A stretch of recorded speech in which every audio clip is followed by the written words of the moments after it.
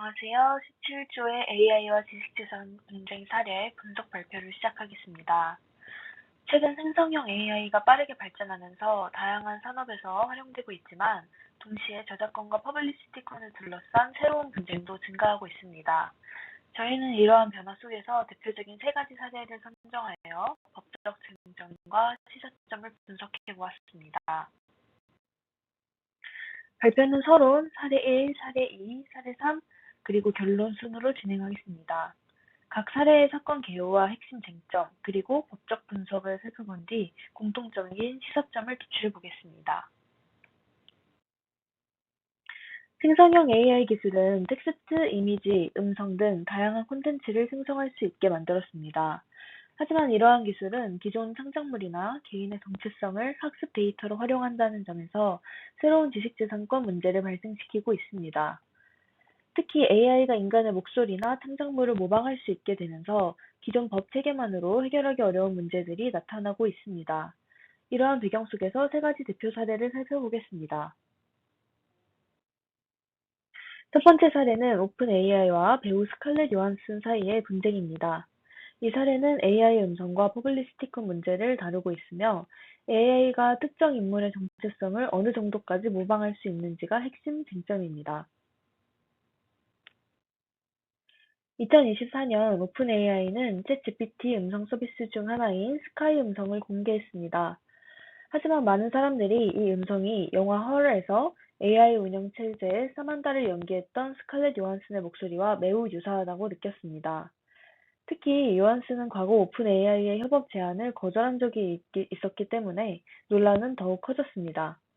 오픈 AI는 별도의 성우를 사용했을 뿐 요한슨의 음성을 직접 복제한 것은 아니라고 설명했지만 결국 스카이 음성 서비스를 중단하게 되었습니다. 이 사건의 핵심 질문은 하나입니다. 실제 음성을 복제하지 않았더라도 사람들이 특정 인물을 떠올릴 정도로 유사하게 모방했다면 법적 책임이 발생하는가입니다.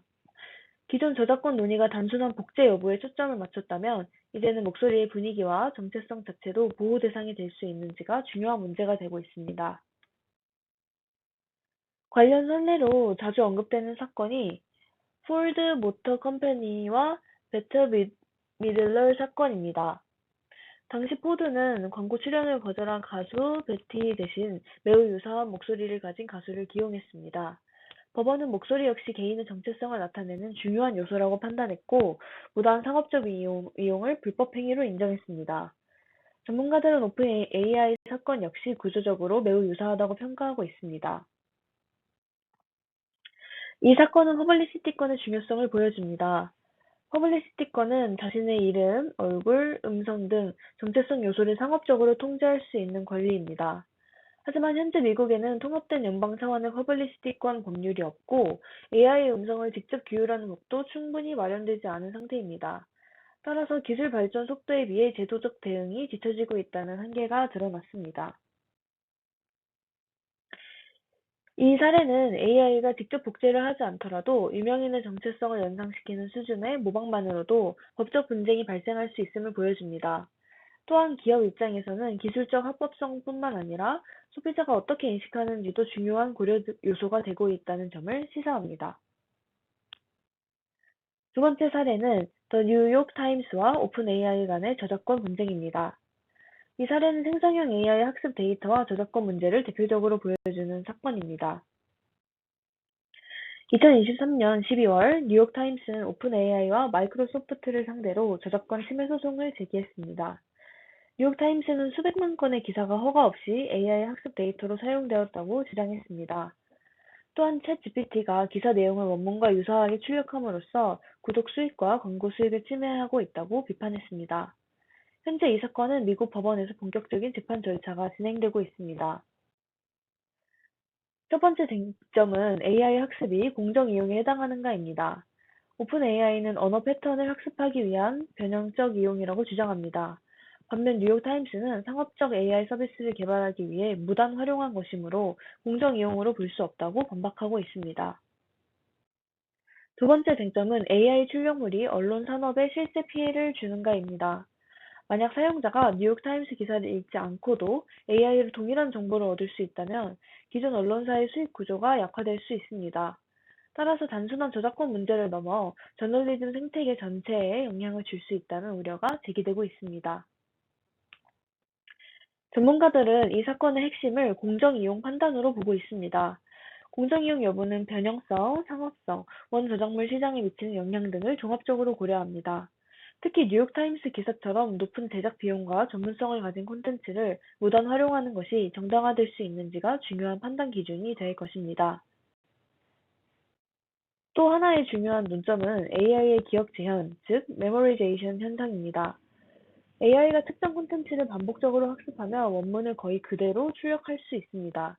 이 경우 단순한 학습으로 볼 것인지 실질적 복제로 볼 것인지가 향후 법적 판단의 핵심이 될 것으로 예상됩니다.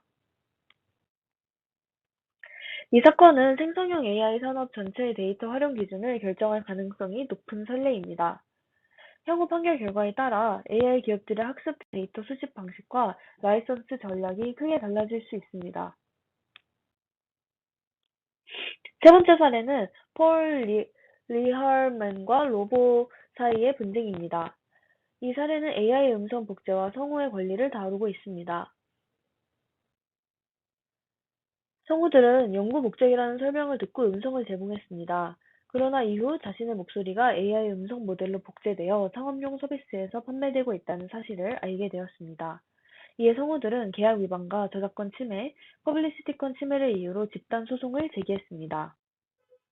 이 사건은 세 가지 쟁점을 중심으로 진행되었습니다.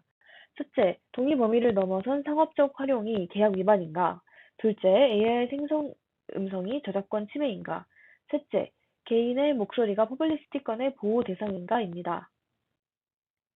법원은 저작권 침해 주장에 대해서는 제한적으로만 인정했습니다. 실제 녹음물을 무단 사용한 부분은 침해로 인정했지만 AI가 생성한 유사 음성 자체는 원본 녹음물과 다른 독립적 산출물이라는 이유로 대부분 받아들이지 않았습니다. 즉 음성 스타일이나 톤 자체는 저작권 보호 대상이 아니라는 판단이었습니다. 반면 퍼블리시티권 침해 가능성은 인정되었습니다. 법원은 해당 음성이 직접 성우를 식별할 수 있을 정도로 유사하다고 보았습니다. 또한 상업적 서비스와 홍보 자료에 사용되었다는 점을 고려하여 퍼블리시티권 침해 소송을 계속 진행하도록 허용했습니다. 이 사건은 AI가 인간의 정체성 요소를 복제한 경우 저작권보다 퍼블리시티권이 더 효과적인 보호 수단이 될 수 있음을 보여줍니다. 특히 성우, 배우, 가수와 같이 목소리 자체가 경제적 가치를 갖는 직업군에게 중요한 선례가 되고 있습니다. 지금까지 세 가지 사례를 살펴보았습니다. 이들 사례는 AI가 인간의 정체성과 성장도를 학습하고 재현하는 과정에서 새로운 법적 문제가 발생하고 있음을 보여줍니다. 첫 번째 사례는 직접 복제가 아니더라도 퍼블리시티권 침해 가능성이 존재함을 보여줍니다. 두 번째 사례는 AI 학습 데이터 활용의 허용 범위를 둘러싼 저작권 논쟁을 보여주었습니다. 세 번째 사례는 AI 음성 복제 문제에서 퍼블리시티권이 중요한 보호 수단이 될 수 있음을 보여줍니다. 세 사건의 공통점은 현행 법 체계가 AI 기술 발전 속도를 따라가지 못하고 있다는 점입니다. 따라서 앞으로는 법적 합법성뿐 아니라 사전 동의, 투명성, 공정한 보상 체계 구축이 기업의 중요한 책임이 될 것으로 보입니다. 또한 AI 산업은 라이선스 계약과 규제 제도의 확대를 통해 보다 지속 가능한 방향으로 발전할 필요가 있습니다. 이상으로 AI와 지식재산 분쟁 사례 분석 발표를 마치겠습니다. 경청해 주셔서 감사합니다.